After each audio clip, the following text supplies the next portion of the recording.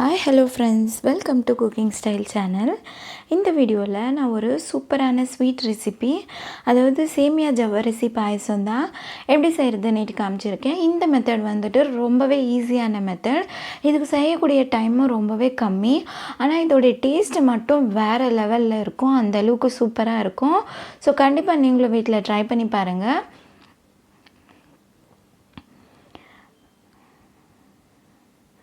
So இந்த சூப்பரான ரெசிப்பியை எப்படி நம்ம இவ்வளோ ஈஸியாக செய்கிறதுன்னு பார்க்கலாம். அதுக்கு தேவையான பொருட்கள் என்னென்னா, நான் வந்து 1 லிட்டர் பால் எடுத்திருக்கேன். அதுக்கு நான் வந்து ஒரு 120 கிராம் அளவுக்கு சேமியா எடுத்திருக்கேன். 150 கிராம் வந்து ஜவ்வரிசி எடுத்திருக்கேன்.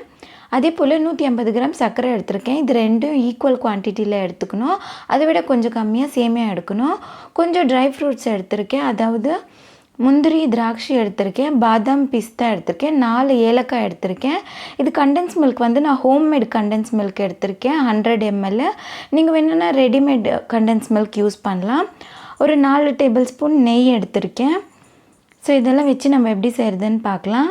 முதல்ல நம்ம எடுத்திருந்த ஜவ்வரிசியை நான் நல்லா வாஷ் பண்ணி 2 தடவை தண்ணியை நல்லா ட்ரைன் பண்ணி எடுத்து குக்கரில் வேக வச்சுக்க போகிறேன். இப்போ நான் 2 தடவை வாஷ் பண்ணிவிட்டேன். இப்போ இது குக்கரில் மாற்றிட்டு நம்ம எடுத்து இந்த 1 கப்பு ஜவ்வரிசிக்கு 2 கப்பு தண்ணி சேர்த்துட்டு ஒரு 3 விசில் நம்ம குக்கரை 3 விசில் கூற அளவுக்கு விட்டு எடுத்துக்கலாம். இதனால் நம்மளுக்கு ஜவ்வரிசி ஊற வைக்கிற டைமு மிச்சம் ஆகும், அப்புறம் இது வேக வைக்கிற டைமும் நம்மளுக்கு மிச்சமாகும். இப்போ நான் ஸ்டவ் ஆன் பண்ணி குக்கரை வச்சுட்டேன். இது 3 விசில் வந்துடுச்சு. இதை நான் எடுத்து வச்சுக்கிறேன். இன்னொரு பக்கம் கடாயில் நம்ம எடுத்து வச்சுருந்த நெய்யை சேர்த்துடலாம். அது கூடவே நெய் காஞ்சி உருகுனதும் நம்ம எடுத்து வச்சுருந்த முந்திரியும் திராட்சையும் எடுத்துக்கலாம். நான் வந்து ஒரு 5லேருந்து 6 முந்திரி, ஒரு 10 திராட்சை எடுத்திருக்கேன். இப்போ இதெல்லாம் நம்ம நெய்யில் நல்லா வறுத்துட்டு திராட்சை பபுள் மாதிரி உப்ப ஆரம்பித்ததும் நம்ம இதை எடுத்து வச்சுக்கலாம். இப்போது இதே நெய்யில் நம்ம எடுத்து வச்சுருந்த சேமியாவை சேர்த்துக்கலாம். ஜவ்வரிசியும் சர்க்கரையும் ஒரே குவான்டிட்டியில் எடுத்துக்கணும். சேமியாவை மட்டும் கொஞ்சம் கம்மியாக எடுத்துக்கணும். நீங்கள் எந்த மெஷர்மெண்ட் எடுத்தாலும் இந்த மெத்தடை ஃபாலோ பண்ணுங்கள். இப்போது நம்ம இந்த கப்பில் தான் சேமியா எடுத்திருந்தோம். அதே கப்பில் 1/2 கப்பு தண்ணியை மட்டும் சேர்த்துக்கிறேன் நான். இப்போ நெய்யோட இது நல்லா வதங்கினதும் தண்ணி ஊற்றி சேர்த்து இதை நம்ம ஒரு 70% மட்டும் இதை நம்ம வேக வச்சுக்கணும். இந்த தண்ணியெல்லாம் ட்ரை ஆகிற அளவுக்கு இதை நம்ம வேக வச்சா போதும். இது பாருங்கள், இது இந்த அளவுக்கு கம்ப்ளீட்டாக ட்ரை ஆகிடுச்சு. ஒரு 70லேருந்து 80% சேமியாவும் வெந்துடுச்சு. இப்போ இது ஒரு பக்கம் இருக்கட்டும். நம்ம எடுத்து வச்சிருந்த பாலை காய்ச்சி எடுத்துக்கலாம். நான் எடுத்து வச்சிருந்த 1 லிட்டர் பாலை ஒரே ஒரு தடவை மட்டும் பொங்க வர விட்டு நம்ம அதை ஒரு கொதி மட்டும் கொதிக்க வச்சு எடுத்துக்கலாம். இந்த பாருங்கள், ரெடி ஆகிடுச்சு. இப்போ ஏற்கனவே வேக வச்சுருக்கிற சேமியாவோட இதில் பாதியை மட்டும் நான் மிக்ஸ் பண்ணிக்கிறேன். அதுக்கப்புறம் இந்த மாதிரி ஒரு கரண்டியை வச்சு இதை நம்ம நல்லா கம்ப்ளீட்டாக மிக்ஸ் பண்ணி விடலாம்.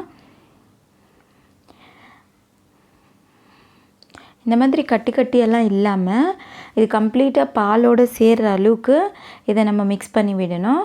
இப்போ இந்த ஸ்டேஜில் நம்ம எடுத்து வச்சுருந்த சர்க்கரையை சேர்த்துடலாம்.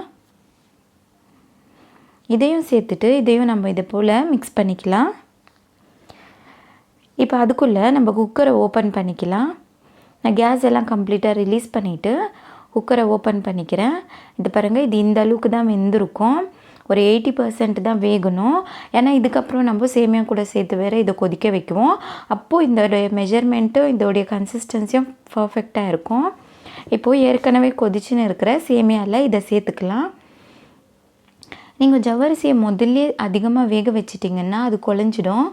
அதனால் ஒரு 80% வேகிறதுக்கு நீங்கள் 1 கப்பு ஜவ்வரிசிக்கு 2 கப்பு தண்ணி சேர்த்து 3 விசில் மட்டும் விட்டு எடுக்கிறது தான் கரெக்டாக இருக்கும். ஸோ நீங்களும் இதே மெத்தடை ஃபாலோ பண்ணிக்கோங்க.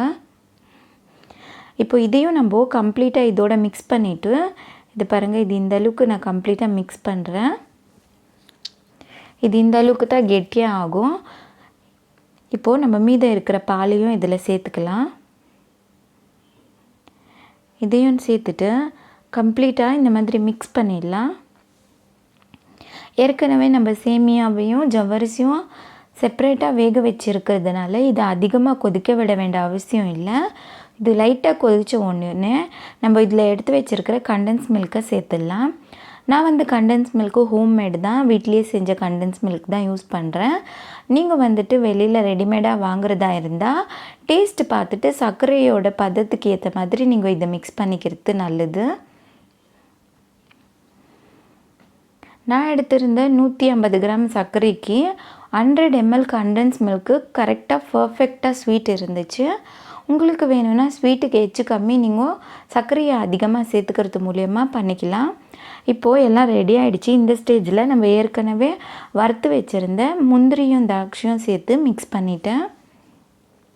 இது பாருங்கள், இது பர்ஃபெக்டாக வெந்திருக்கு. நான் இதே மாதிரி ஃப்ளேம்லேயே ஒரு 5-10 நிமிஷம் கொதிக்க வச்சுருக்கேன்.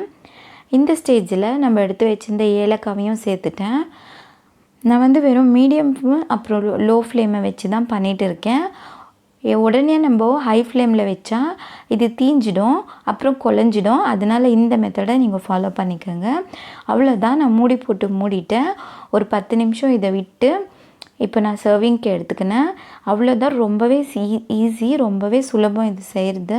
இது பாருங்கள், அடுத்து நான் சர்விங்க்கு எடுத்துக்கிறேன். இது ரொம்பவே சூப்பராக வந்திருக்கு. இதோடைய டேஸ்ட்டும் ரொம்பவே நல்லாயிருக்கும்.